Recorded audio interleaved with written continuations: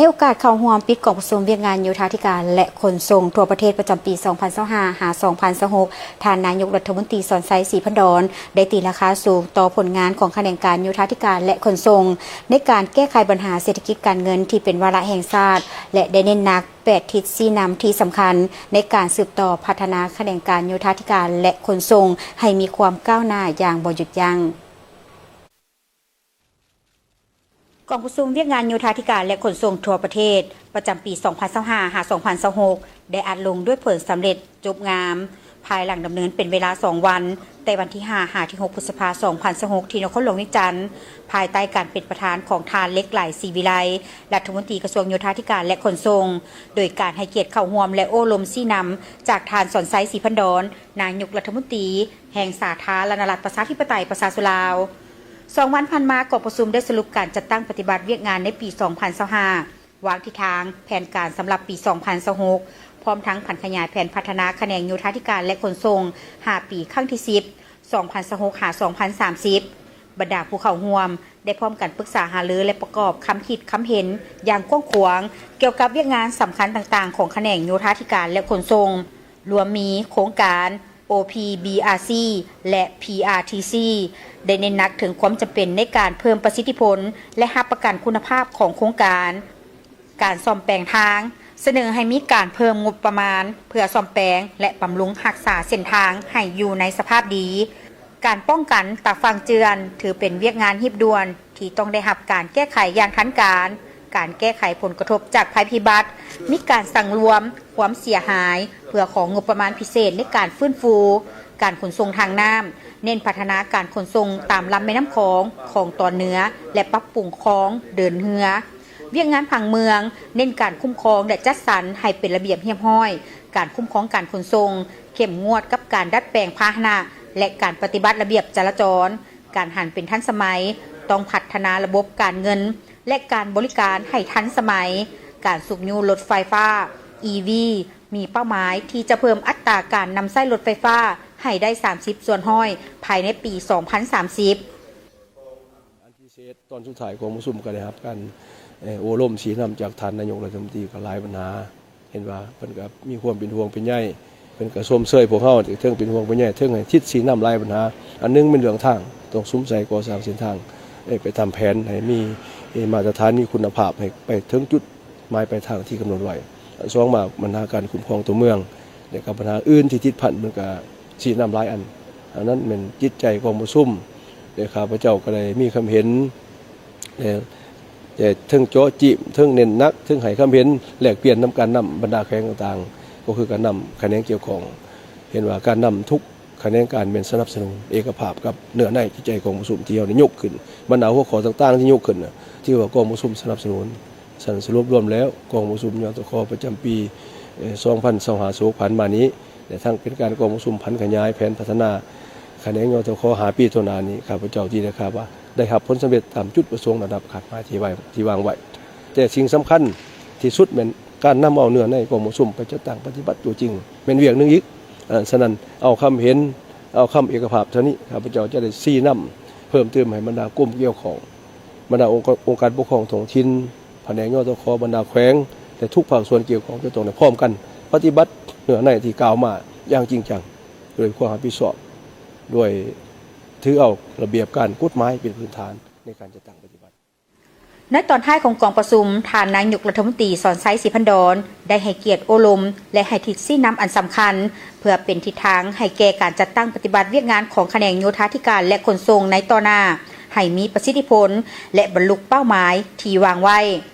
ท่านนายกรัฐมนตรีได้ตีราคาสูงต่อผลงานของแขนงการโยธาธิการและขนส่งในการแก้ไขปัญหาเศรษฐกิจการเงินที่เป็นวาระแห่งชาติและได้เน้นหนักถึง8 ทิศชี้นำที่สำคัญคือด้านการเมืองแนวคิดเสริมขยายการนำพาความรับผิดชอบสูงเปลี่ยนแปลงแบบแผนวิธีเฮ็ดเวียกให้ทันสมัยด้านเศรษฐกิจสร้างเศรษฐกิจเอกราชเป็นเจ้าตนเองเชื่อมโยงภาคพื้นเพิ่มทวีการเก็บรายรับจากการบินผ่านและอื่นๆด้านโครงสร้างพื้นฐานสืบต่อพัฒนาเส้นทางสายหลักโดยเฉพาะทางเลข13เหนือใต้โครงการ OPBRC PRTC พร้อมทางคุ้มครองลดบรรทุกน้ำหนักเกินอย่างเข้มงวดด้านผังเมืองและสิ่งแวดล้อม แก้ไขปัญหาน้ำท่วมขังจัดการขี้เหงื่อโดยเฉพาะขี้เหงื่ออิเล็กทรอนิกส์สูงอยู่การนำใช้รถไฟฟ้า EV และพลังงานสะอาดด้านการขนส่งทางน้ำพัฒนาการเดินเรือตามลำแม่น้ำคลองและแม่น้ำสาขาพร้อมทางคุ้มครองการขุดค้นหินแห่ทรายด้านน้ำประปาแก้ไขปัญหาการขาดแคลนน้ำประปาในตัวเมืองใหญ่เวียงจันทร์ปากเซหลวงพระบางสวรรณเขตโดยรูปแบบ BOT หรือ PPP ด้านการขนส่งโดยสารและทางรถไฟรับประกันความปลอดภัยในการขนส่งโดยสารเข้มงวดระเบียบจราจรพัฒนาเส้นทางรถไฟลาวเวียดนามลาวกัมพูเชียและเสื่อมต่อภาคพื้นในหลายรูปแบบและสุดท้ายแม่นค้นคว้านำไส้ระบบที่ทันสมัยหรือปัญญาประดิษฐ์มาเป็นเครื่องมือช่วยในการพัฒนาและคุ้มครองบริหารระบบพื้นฐานโครงสร้างของแขนงโยธาธิการและขนส่งเพื่อให้ว่องไวและโปร่งใสเพื่อสืบต่อเสริมขยายจุดดีผลงานผลสำเร็จที่หยันมาได้และบุกบืนสู่ส้นแก้ไขมาได้ขอจุดอ่อนขอโค้งข้างที่ผ่านมาให้มีบัตรเก่าหันเปลี่ยนใหม่ทั้งเป็นการจัดตั้งปฏิบัติมติกองประชุมใหญ่ครั้งที่12ของพรรคกองประชุมใหญ่ครั้งที่6ของคณะพรรคกระทรวงโยธาธิการขนส่งก็คือบรรดาทิศทางแผนการขาดไม้สู่ส้นในหาปีต่อหน้า2026-2030ให้มีผลสำเร็จนั้นข้าพเจ้าขอเสนอบรรดาสายการนำทั้งขันศูนย์กลางและท้องถิ่นในขอบเขตทั่วประเทศเราร่วมว่าเฉพาะแม่นบรรดาสายการนำพนักงานนักเลงของแขนงโยธาธิการและขนส่งในขอบเขตทั่วประเทศจงได้พร้อมกันเอาใจใส่ดังนี้ 1. ต้องเสริมขยายการนำผ้าด้วยความเป็นแบบอย่างที่ดีมีความเห่าหันเฮ็ดแท้ทำจริงมีความกระตือรือร้นต่อหน้าที่เวียกงานและพร้อมกันเสริมขยายบุญเสื้อสามัคคีและความพิสอบให้สูงกว่าเก่ามีความเสียสละเพื่อผลประโยชน์ส่วนรวมผลประโยชน์ของศาสตร์ของประชาชนอันที่สองต้องได้สืบต่อตั้งหน้าสร้างเศรษฐกิจเอกราชเป็นเจ้าตนเองและการเชื่อมโยงกับภาคพื้นและสากลให้เข้มแข็งนำภาคประเทศชาติให้หลุดพ้นออกจากสถานภาพความด้อยพัฒนาอย่างโรงเรียนและยืนยกตามทิศสี่น้ำของภาคเฮาพร้อมนั้นก็หูน้ำใส่ทาแห้งในการสร้างรายรับให้แก่ประเทศชาติเป็นต้นรายรับจากการบินผ่านและอื่นรวมทั้งการนำใส่บรรดาผู้ประกอบการที่เป็นคนลาวเขามามีส่วนร่วมเขาในการพัฒนาพื้นฐานโครงสร้างในประเทศตามทิศสจ. 3. เป็นเกี่ยวกับการลงเลิกนำผ้าสี่น้ำจัดตั้งพัฒขยายมาที่กองประชุมใหญ่ครั้งที่12ของพรรคก็คือแผนพัฒนาเศรษฐกิจสังคมแห่งชาติ5 ปีครั้งที่10ติดพันกับการจัดตั้งปฏิบัติมติกองประชุมใหญ่ครั้งที่6ของคณะพรรคกระทรวงก็คือแผนพัฒนาแขนงการโยธาธิการขนส่ง5 ปี2026-2030ซึ่งในกองประชุมในครั้งนี้บรรดาสายก็ได้นำเอาหัวข้อดังกล่าวเป็นหัวข้อหลักในการปรึกษาหรือ